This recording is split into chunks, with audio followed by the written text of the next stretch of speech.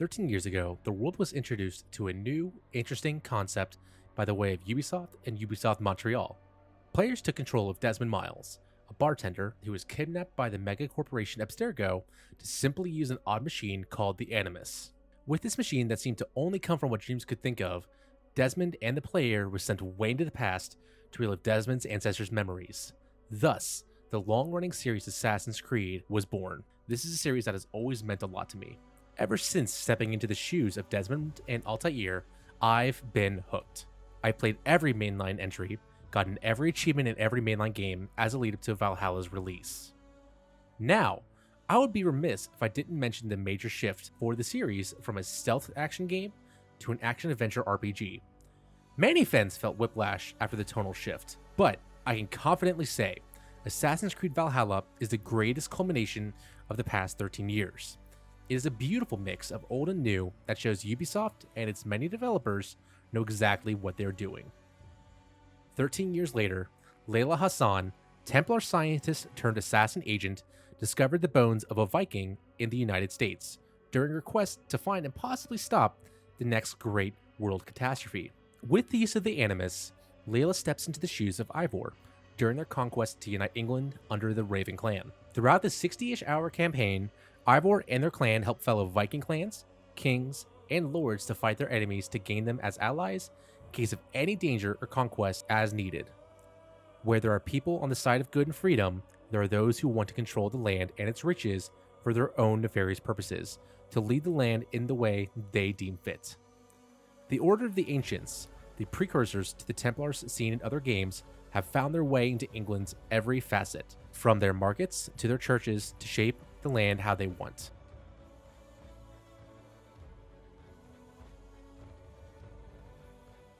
Unlike all past entries, where the story had a quasi-linear story with side quests available around every turn, Valhalla lets you choose which of the 22 lands you pledge allegiance to. Not every land is unlocked at once though. You tend to have 3 to 4 to choose from at any time, with the only guidance being that area's power level in comparison to yours. Pledging allegiance to and aiding a land works in the same way as a choose-your-own-adventure book. Once you select a land, you send Eivor on a 3 to 4 hour quest to help your contact. Not all of them are home runs or build up to an overall narrative of the story though. Some tend to be tedious investigations about who committed a murder, or is attempting a murder, or even trying to attempt a coup. The ones that shine though are clearly when the Order is involved.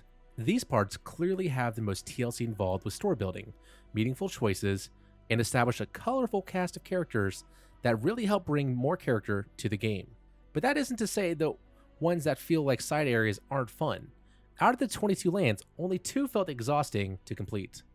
The English country you are given to explore is grand, ranging from rolling hills to the beautiful snowy north. But it's not all explored on foot.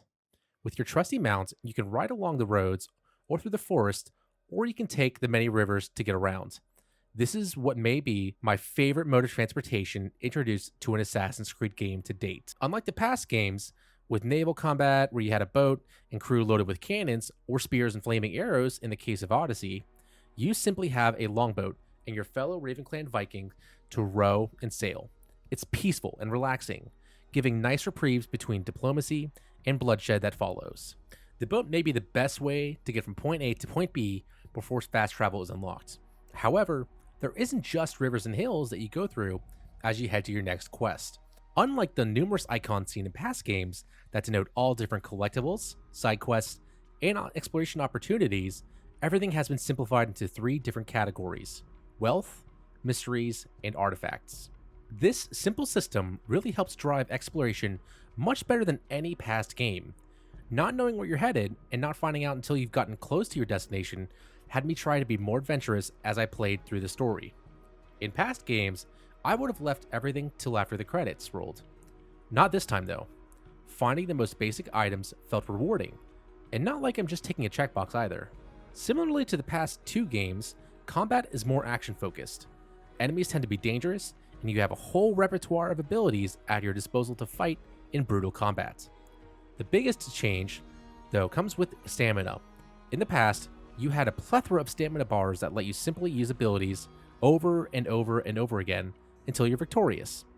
In Valhalla, you are much more limited and stamina regenerates much more slowly over time. Additionally, healing isn't tied to stamina and its use.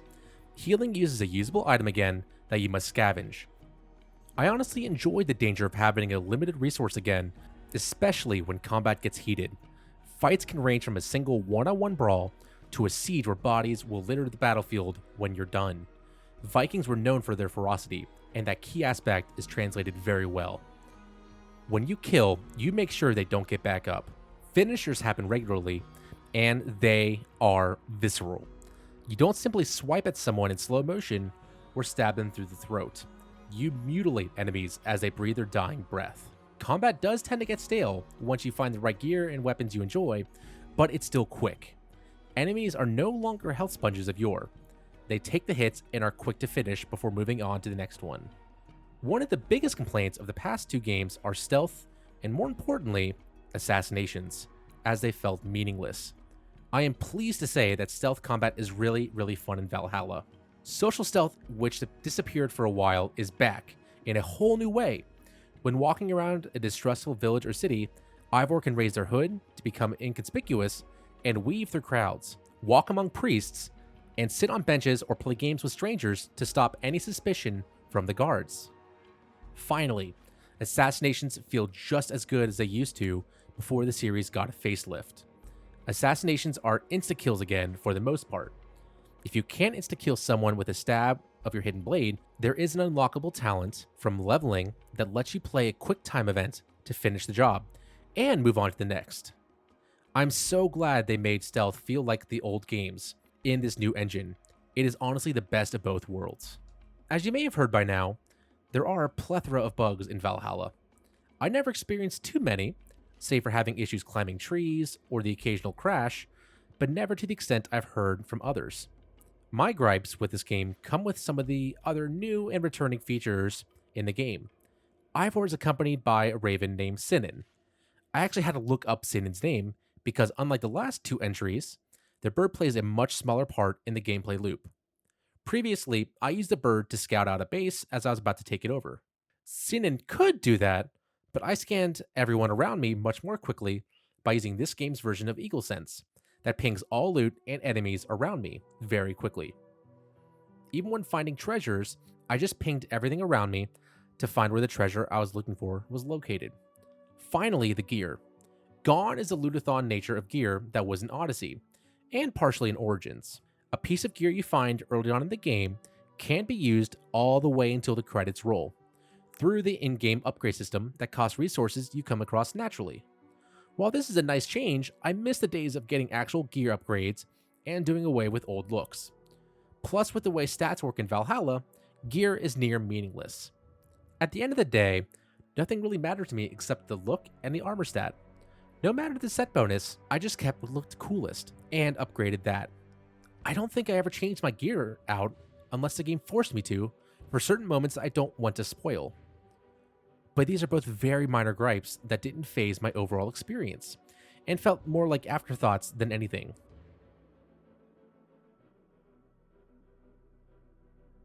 Assassin's Creed Valhalla is an amazing culmination of 13 years of work. This game is a must-play for so many reasons. The combat is really enjoyable and exciting, stealth feels important and fun again, and the story had many twists and turns leading to a crazy ending that I didn't even see coming. Valhalla isn't for everyone though. There is a lot to do, and expansive land feels overwhelming.